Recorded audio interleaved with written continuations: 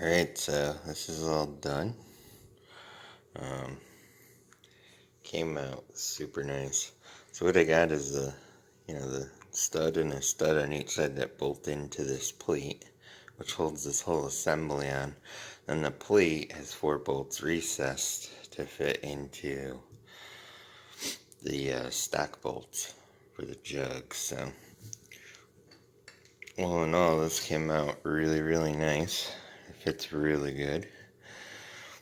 So that's where we're at. I've got all the hole patterns and stuff, so I'm going to post a picture of those too, since people keep asking, what all the spacing is and everything. So, alright, peace.